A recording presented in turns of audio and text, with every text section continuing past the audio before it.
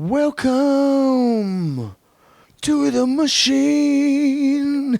How are you guys? It's October 17th, a Monday, and I am in Salt Lake City.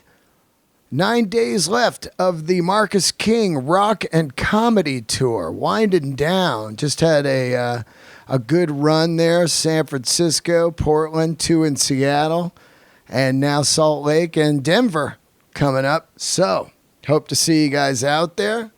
Maybe I'll see you tonight at Salt Lake City. If not, see you somewhere else out there. We got a handful of dates left. Denver, St. Louis, Birmingham, New Orleans, all kinds of great places. And, man, it's just been a wild ride. A wild ride, my friends. This tour has been wild. Yesterday, I got lucky. We did a little stop in Boise. I asked the guy there, is it Boise or Boise? He goes, well, everyone outside of Boise calls it Boise. We call it Boise.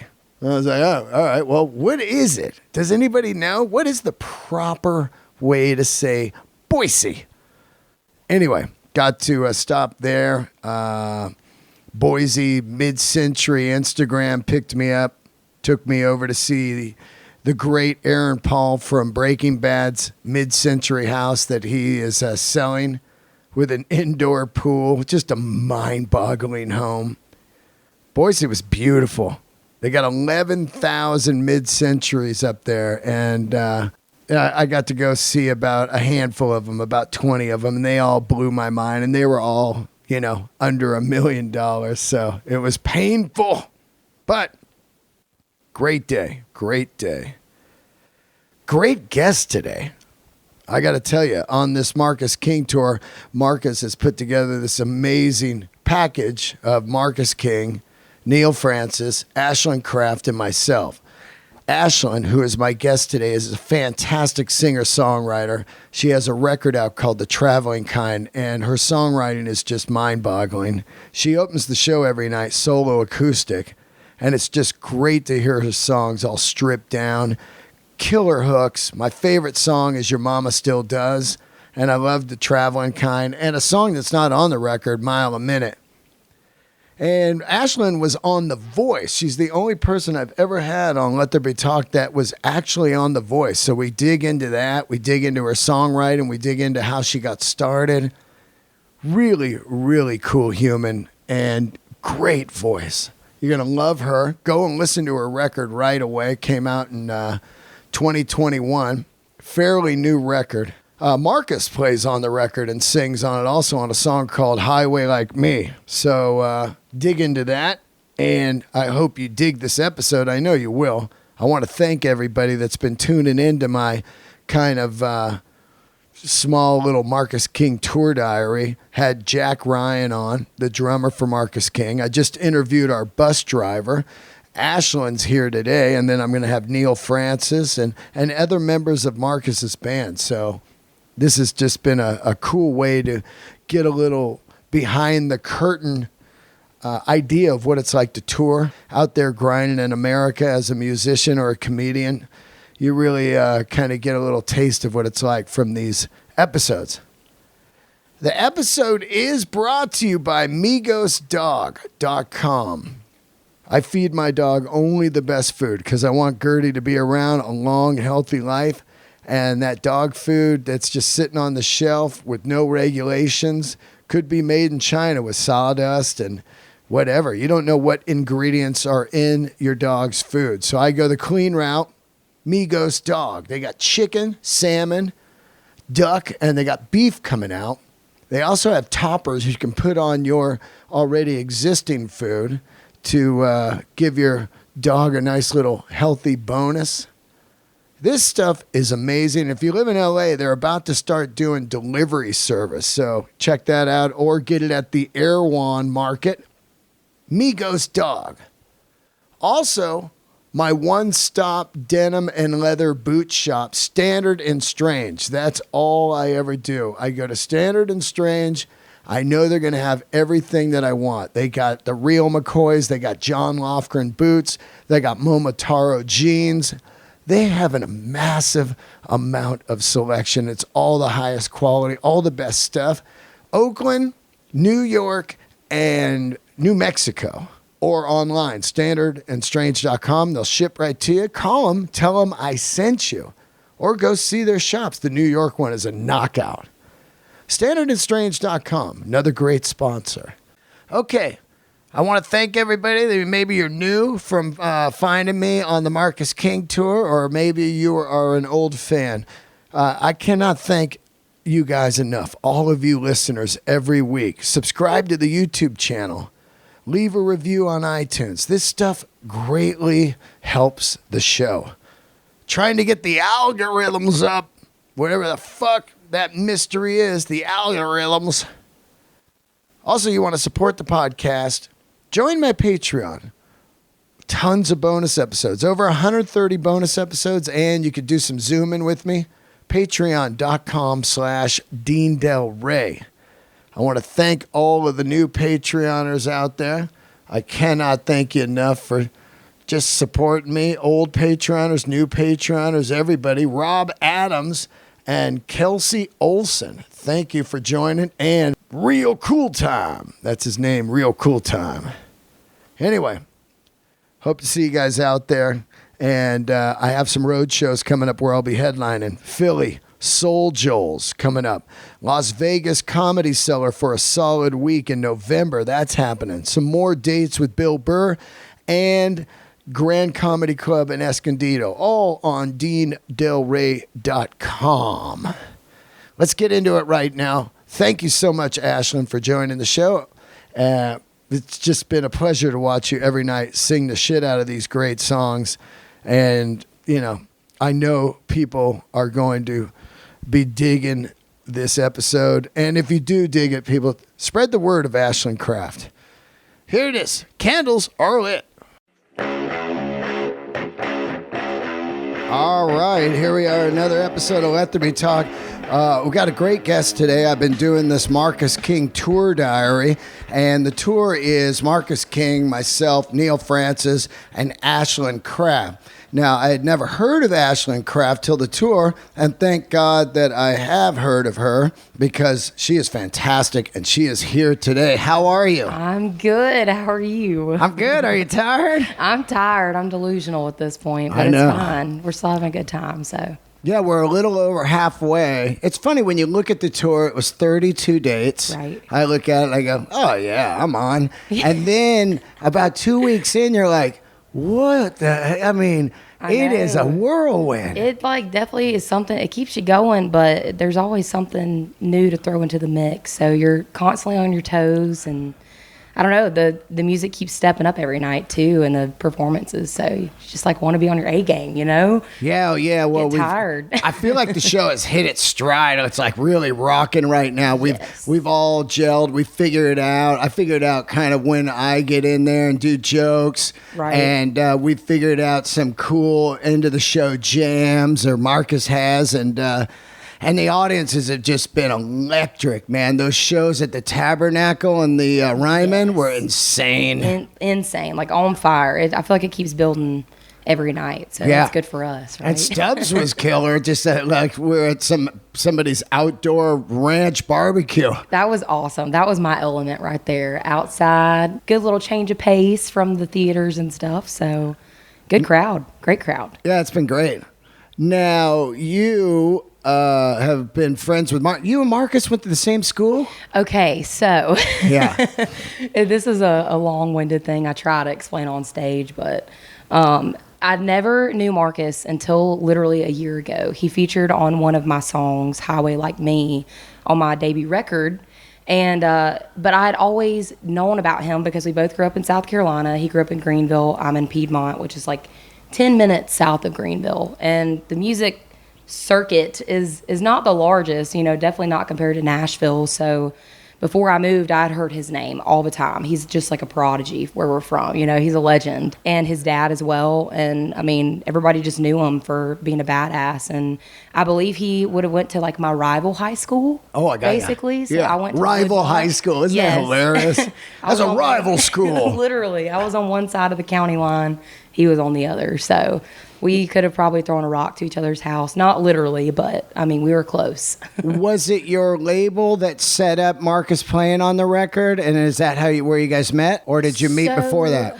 He was somebody I definitely had always wanted to have some kind of project with or get to work together with. And we had that song, Highway Like Me, on the record, and it felt like it just needed somebody. So he was actually the first name that my producer, Jonathan Singleton, threw out to me. And I was like, absolutely. Like, say no more. We don't even ask anybody else. I want to ask Marcus. And so we asked Marcus. He added his little touch. I say little touch, but he added his badassness on that track and made it what it was. And you can hear the high harmonies in that are him, which is insane.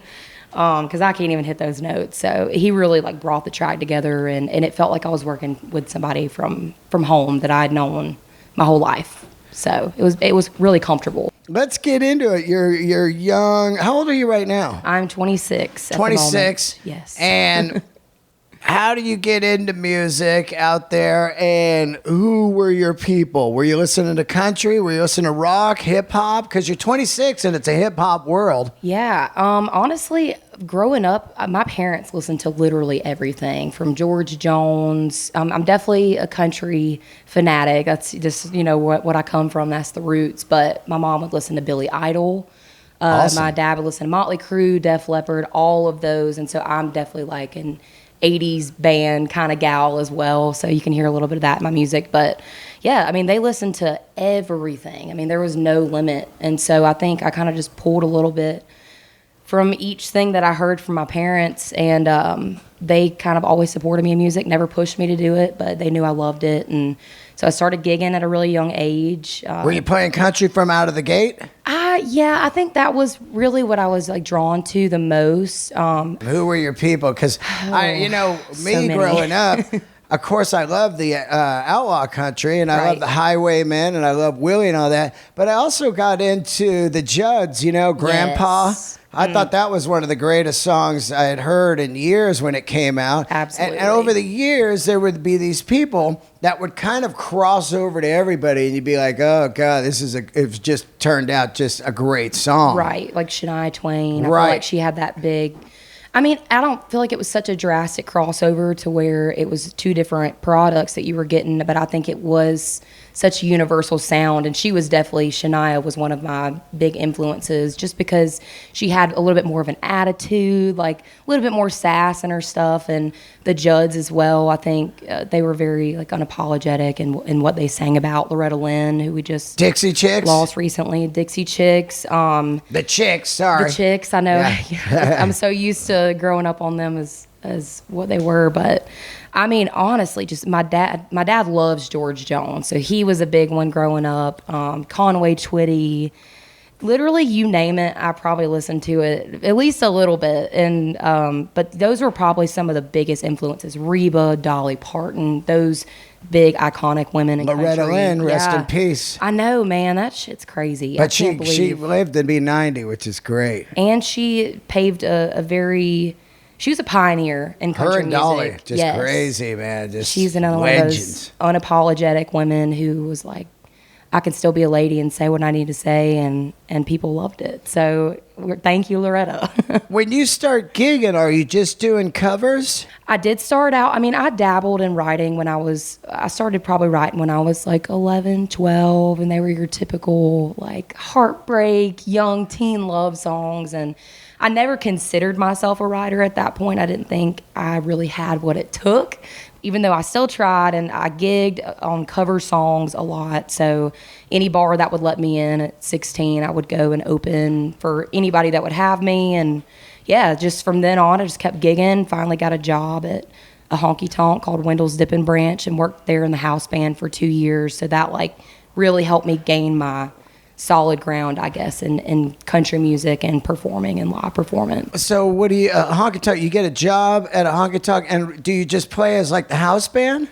Yeah, pretty much at the time. They don't do it anymore, but I was working at Academy Sports and Outdoors at the time before. I was just trying to make money and gig on the weekends when I could, and then I finally got somebody who had reached out from Wendell's, and they were like, we're looking to fill this position for our house band. And I was like, absolutely. So I went and auditioned.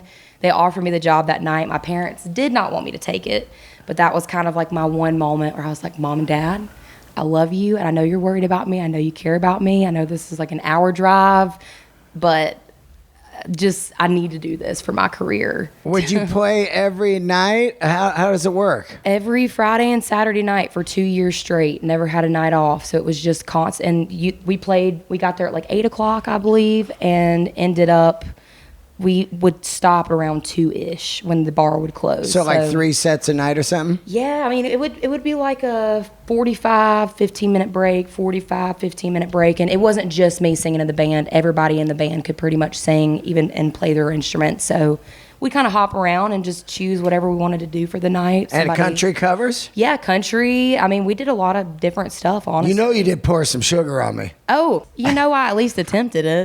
Shoot.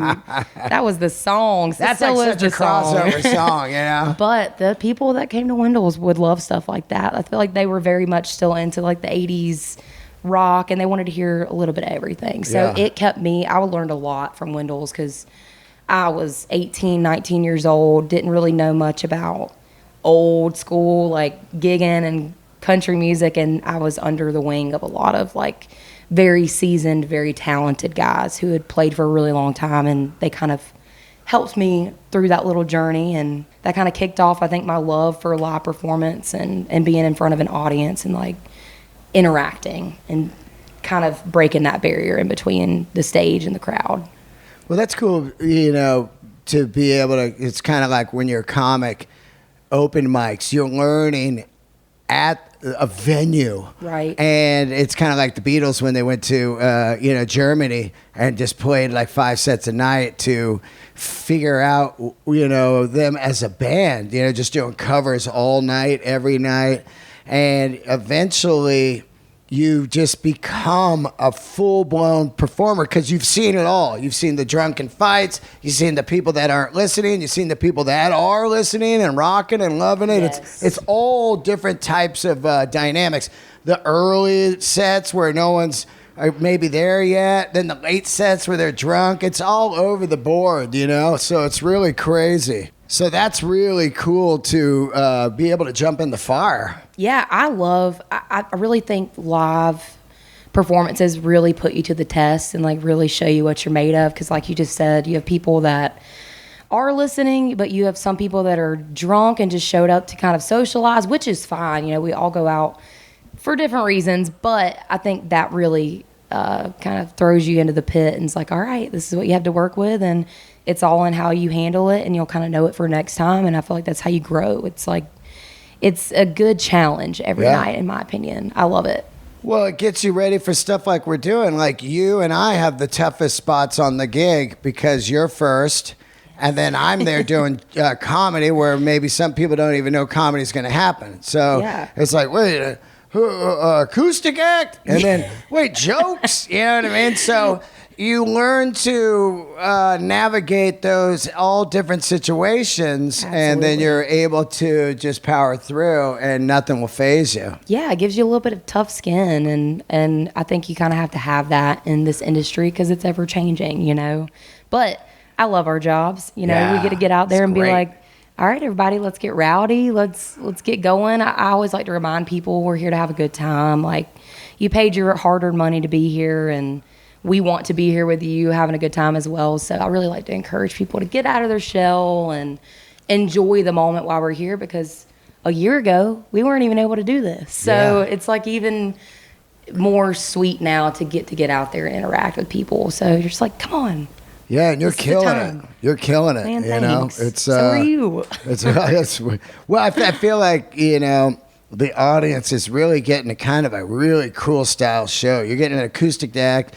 You're getting Neil Francis, who's like a dance kind of 70s funky, cool Leon Russell, Elton John, Terry Reid type of jamming. And then you get Jokes, and then Marcus King, who's just crushing it, and everybody is just getting this great wide variety.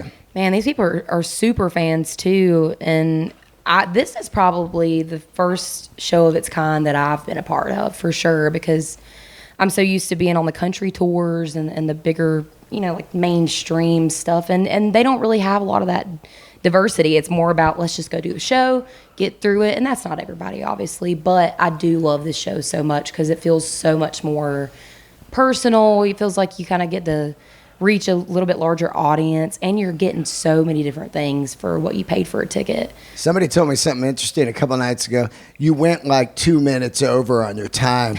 And they were, which it's a big no-no. Well, no, it doesn't matter on this tour, you know what I mean? Which is great. But they said, if it was a country tour, you'd be kicked off the tour. And It was like, I couldn't imagine the rigidness of that. What the fuck you doing up there? 2 extra minutes? Like on that Prince movie. You're just like your father. I'm telling you, those, and like I said, not everybody is like this, but the ones I have been a part of have definitely been very, very structured, and like, this is the time this is happening. And I do appreciate this tour for the fact that it is a little bit more loose and laid back, because I feel like it represents the tour in its entirety in general. It's just, and the people on it. Yes, exactly. There's no one that's all high. There's no one on this tour that's like, what the fuck is going on? There's not egos and I'm better than yous, and it's just so refreshing. We're all here because we love what we're doing, and we're here to put on a great performance.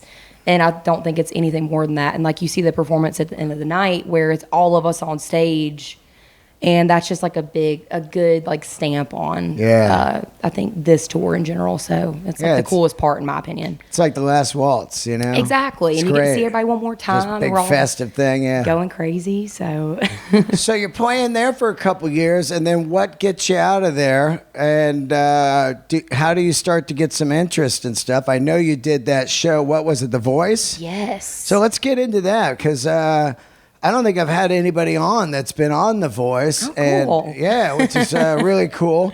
But so you're there, you're at the Honky Tonk a couple years, and what happens? So I haven't really like told a lot of people this, but I had actually auditioned for The Voice twice before I had started working at Wendell's, and got to the callback process and then never made it any further, which was like a audition you go to for in Nashville for me, which was closest. Did you wait in line all day, that kind of thing? I did. I think it was an online submission. Like, I did the first time I waited in line. Yeah. That was the very first time I wanted the full experience to go through. Just all day? All day. And it was freezing cold in Nashville. Made it past the first round, and then Did to you the play second your own round. song? I did not play my own song. I honestly cannot even remember what I sang the first time, because they have this like long list of, please don't sing this song and this song, and it's every song you love. Yeah. Like, I can sing those though, so I can't remember what I ended up going with, but didn't make it past the second round the first 2 times. Did Wendell's, and then, sorry, there's so much that happened in between this time. I'm trying to piece it all together. I actually went to hair school as well. Hair school? That was in the mix. You were tapping out? I wasn't tapping out, but I think in my mind, my parents have always like instilled me with like, make sure you have a backup plan, but they also didn't want me to use that as a cop out either. They were very much like, if you're going to do it all the way. But hair school, I love to do hair and makeup, so I kind of thought that it would be a good little extra thing under my belt just in case, but hated every second of it. Loved everybody there, but hated every second of it, just because I was like, I could be playing music right now while I'm cutting somebody's hair, and it was just so much pressure, and I think that was the big push that actually encouraged me to retry out for the 3rd time. I was almost done with hair school, sent in a video audition through YouTube, got another call back, and then I actually made it through that time. So I didn't even go and get my hair license until after I was done with that whole process, like a year later. Wow. But so I graduated hair school, went to The Voice, did that. Who were the judges? Is Simon, that's Simon's show? No, this was actually Blake Shelton, Adam Levine at the time. Oh, yeah. Jennifer Hudson was on our season, and then Miley Cyrus, who was my coach. Oh, Miley. But yeah, that was, I got a blind audition, and then this whole time I had it planned out in my head that I was going to choose Blake Shelton. And I guess they used me as a plot twist for the show, because I was on the very last episode, because I had been saying, I'm going to choose Blake, I'm a country girl, blah, blah, blah. And then I got 3 chair turns, Blake, Adam, and Miley. And then I was so overwhelmed at the moment, because they had all turned. They all gave me kind of their spiels or whatever. And at that moment, I was like, dang, I actually don't know who I want to go with. And I kind of just closed my eyes in that moment, and I've always trusted my gut. So I was like, whatever name comes out, when I blurt it out, that's who I'm going with. So closed my eyes, ended up saying Miley, and I think even I was kind of surprised. And I mean, it actually worked out because we're kind of close in age, and I grew up watching her on Hannah Montana and all that stuff. Oh, yeah. And I'm a '90s baby, so I kind of got the tail end of that. But she was a great coach. I mean, it was nice to have somebody that was close in age to me that could kind of help me through the process, because I was coming from small town Piedmont, South Carolina, all the way to freaking Hollywood, cameras in your face. I didn't know what I was doing. So Wow. I love the people I met throughout the process, and they're killing it now. So, but yeah, I think that whole voice process, I think it broke me out of my shell and got me used to like hopefully what I was going to be doing in the future. But it was a lot to get used to, and I think it kind of made me shy away from the industry for a while, the Nashville thing. And then I finally just ended up saying, screw it, I need to do something. So I ended up moving to Nashville after I finished up with The Voice. So Did somebody find you from The Voice in Nashville? So actually, this is the funniest story about it all, because I met this guy. His name is Bradley Jordan. He's actually friends with the owner of Wendell's Dip and Branch, which is the Honky Tonk. And I had just started working there. He came to the Christmas party, and he like pulled his chair up while everybody else was chatting it up, and I was on stage, and I was just kind of doing a little performance. Pulled his chair out to the middle of the floor and just watched me sing. And he's been in my corner ever since, even before The Voice. And so he ended up actually helping me make some connections in Nashville, and that was how I met some of my first team members that I worked with at the time, and that kind of got the ball rolling. I mean, he was willing enough to help me out. He's broke people like Luke Holmes. I mean, you name it, he's probably worked with them in the bigger country industry. So he took a chance on me, and now we're here, and I feel like I've got so many great connections because of it. Like, but he just never gave up on me. It was awesome. How's that Nashville thing work? You sign a record deal, and then what label are you on? You got a record out. I want to tell everybody it's Travelin Kind. It's fantastic. Came out about a year ago. So you sign a deal, and then do you go meet with a bunch of people, and they go, these are the songs we want to demo, and all these songwriters come in? How's that work? Man, I'm still figuring it out, to be completely honest. I moved to town, and then I got my first tour offer with Morgan Wallen. With no record out yet? No record deal. And I think that's how I connected with Big Loud, but which is the record label that I'm on, Big Loud Records. And because he's with them, and he asked me out on tour. I did the tour with them, ended up signing with Big Loud not long after that. And then I had already been writing for a good little while, probably about a year, and I had already kind of had this concept of Travelin Kind just because I'm in the thick of it right now. Like, that's literally what I've been doing for a couple years, but more than a couple years, I should say. But I just had the list, and it felt right, and I was like, this I think is my first story, the first chapter that I want to tell. So pitched it to them, kind of formed my idea. It was harder because it was when COVID was going on, and everybody was just trying to figure out everything. But long story short, ended up recording the record.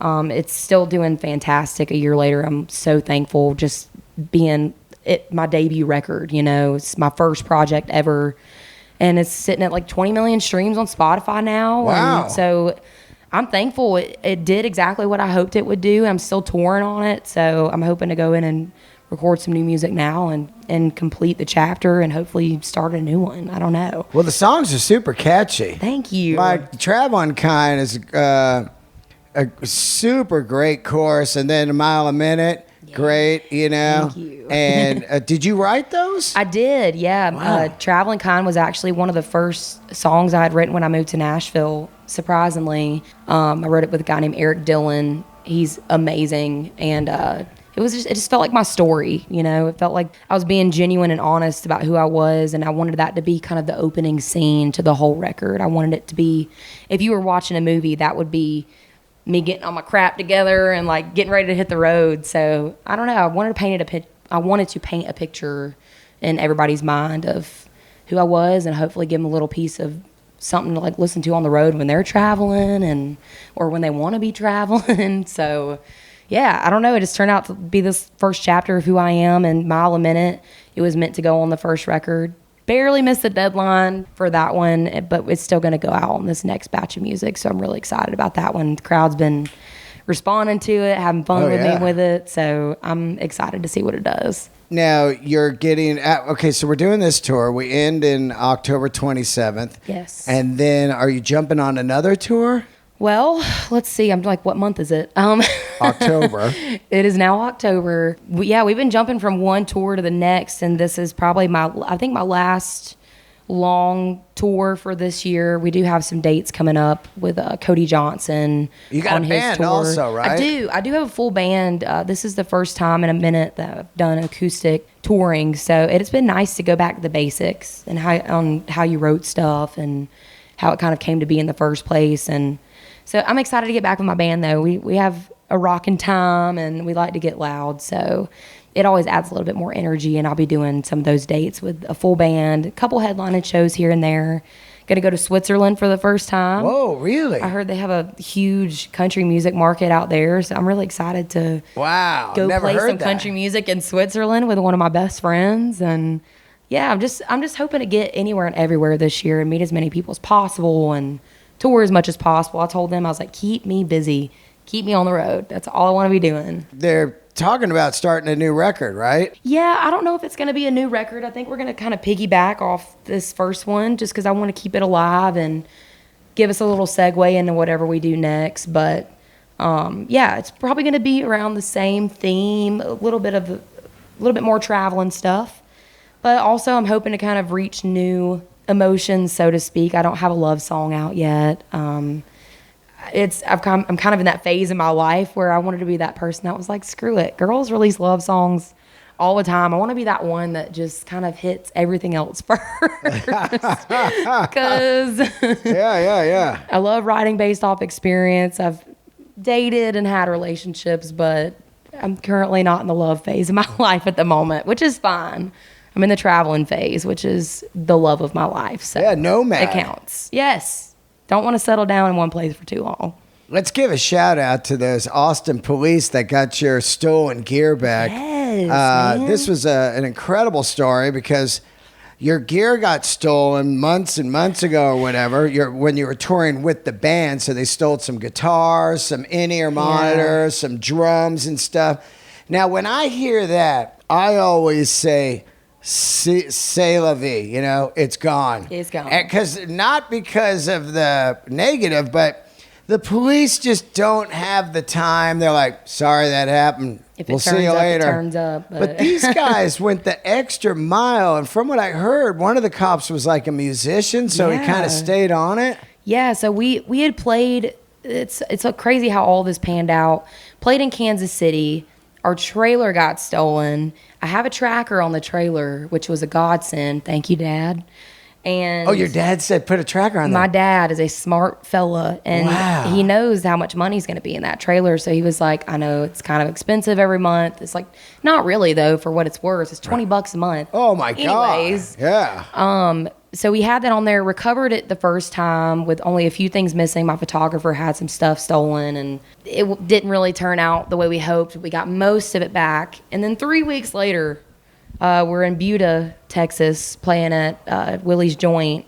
That night we stay, and then our van and trailer are gone the next morning. Whoa, they stole both. Both. They broke into the van, hot-wired that son of a gun. Damn. And they were gone. Stole both. Man, and that tracker, it tells you everywhere they've stopped, like where they've been, but like it's not really useful. But then we found the van and trailer. It was dumped in Austin, so not far away from Buda, and it was empty, cleared out. They took our phone chargers, our jump box, anything that was worth anything, they took it. Just meth Man, style. there ain't no telling. Yeah. I mean, we've had so many theories, but Buda Police Department, they worked tirelessly. Like, they were so empathetic and really understood that this was our livelihood, because I think people don't really understand that what is in our van and trailer on the road, those are your tools. It's like if you steal the construction site guy's tools, they can't work. Those are the tools. People just look at it as like, well, this is just money and truck, but they forget you got 20 people and now they can't work. Also, people that are already for like us, we're already broke. Like we already don't have anything to our names, and whatever we did have to our names went into whatever instruments are in that trailer. So it was a bummer, but we ended up finding our sound, like our in-ear rack and stuff, due to an unrelated post on Facebook, because they had been watching Facebook Marketplace and like trying to see if any of our stuff would pop up. They were on it. That's amazing. We were watching. We just had everybody on it. And then they ended up finding something else that was stolen, unrelated to us, went and searched this property and found our in-ear rack and I think our drums and some other things in a different trailer from an unrelated incident. So we ended up finding that, and they're still working on trying to arrest somebody. So it's not like they've just been like, oh, well, you know, we're not going to find it. They're looking for the sucker. So well, they went to the place and the stuff was there, but there were no people? Nobody that they could pin on it. Right. And then anyways, long story short, we were happy to get that stuff back. Few months later, not too long ago, actually, the deputy calls us again and he's like, hey, is this your guitar? Like, looks like this and this. And we have another one that looks like this. And I'm like, yes, this is our stuff. And they found it in a pawn shop, I guess. And so I had a guitar in there that I had only had for like 2 weeks. It was a gift from the last tour I was on. I've never gotten anything like that. So it was just very special to me. I was out with an artist named Ashley McBride. She is such a freaking sweetheart and a pioneer for myself in country music. But it was just so special. And everybody had these amps that they'd been gigging with for a long time. And so it just sucked more for that reason, but it meant so much to us that the investigator, he was like, I'm a musician too, I get it, and we're not going to give up on this. So we finally ended up going and picking up some of our stuff like 2 days ago. So great. In Austin, long story short. And it was just a good feeling to know that they were still trying to like back us up, you know. There's still some good people out there, and that's great, man. Man, I hope they get those heifers, because was that your first time doing the Ryman? It was my first time playing at the Ryman. Wow, man, that was so intimidating, but that is the mother church. That is where so many people in Nashville, I feel like that is your goal when you move there. One of your goals is to play the Ryman. It's play so the great. Grand Ole Opry. Like, there's so much history in those buildings and people that quite honestly made country music what it is, and it's intimidating stepping on that stage. I mean, honestly, for any musician, I feel like. So I just wanted to give my best performance and do the best I could, because I was like, Marcus King, it is hard. First of all, let me just say this.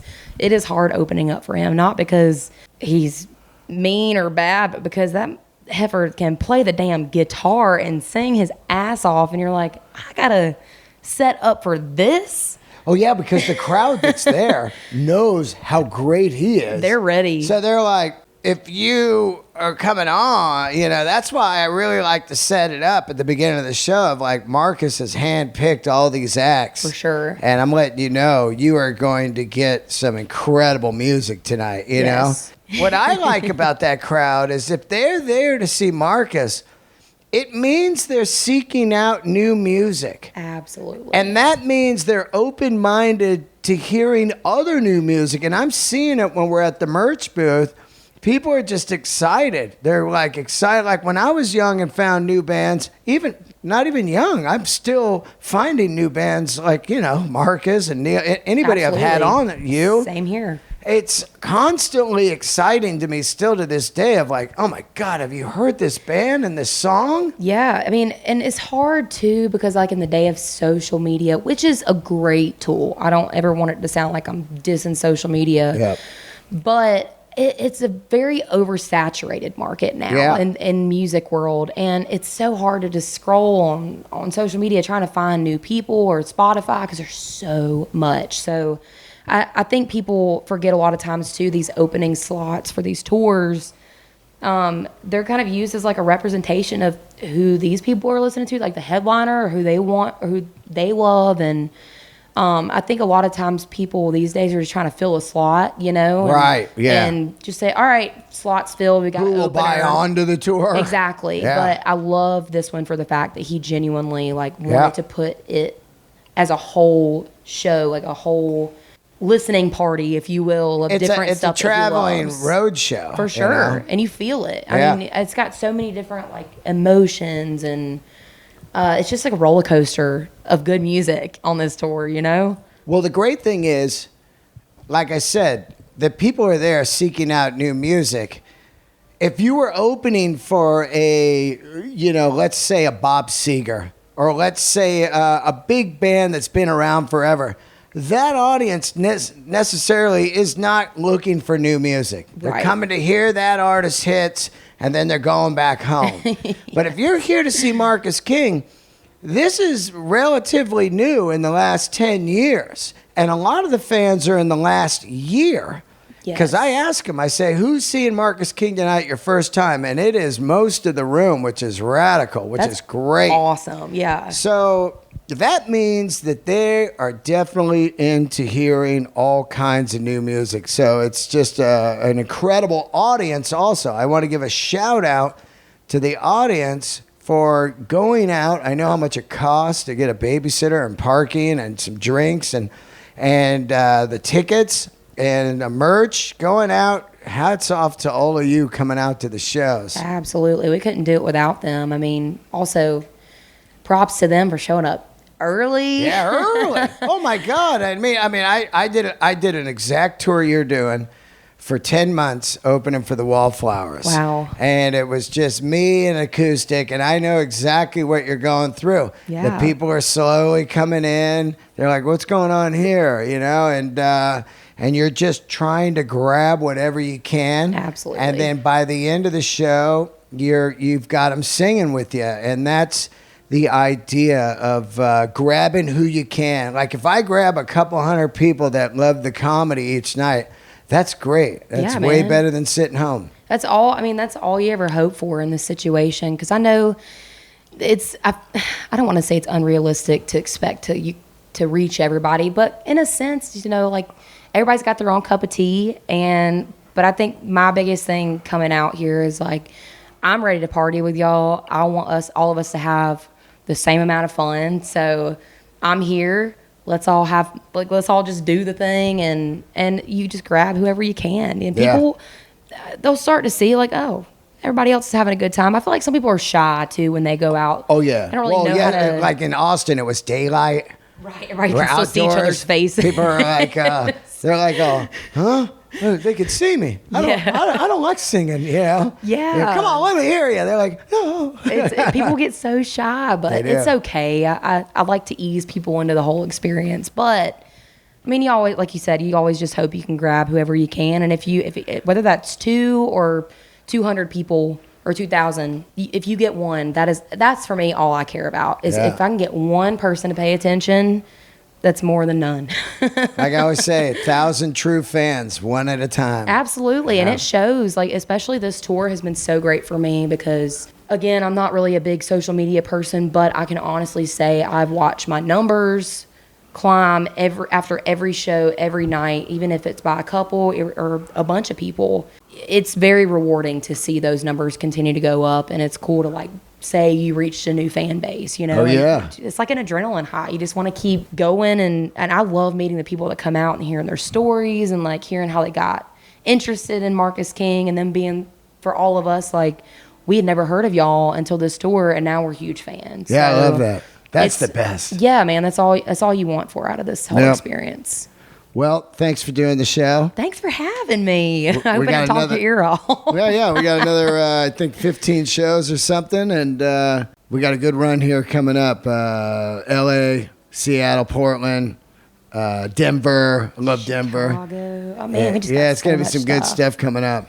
We're in Phoenix, Arizona tonight, man. Yeah. This stuff is going to be wild. This green room is beautiful, too. So I feel like it's going to be a good night. Tell everybody where to find you. Yeah, social media. Find me on any social media platform at Ashland Craft, ASHLAND CRAFT, like mac and cheese, but with a C. And then the record is called Travelin Kind, and you can get it anywhere you stream. And CDs. CD old or school. Vinyl. We got something for everybody. Yep. You got any cassette tapes? Man, not quite. Gotta get them cassette tapes. Those are coming back. Hey, I'll get some. Don't tempt me. All right, guys. Thanks for tuning in to another episode of Let There Be Talk. Make sure you check out Ashland Craft on social media so you know when she's coming to town, and tell friends about her music. And we will see you next time. Candles are lit.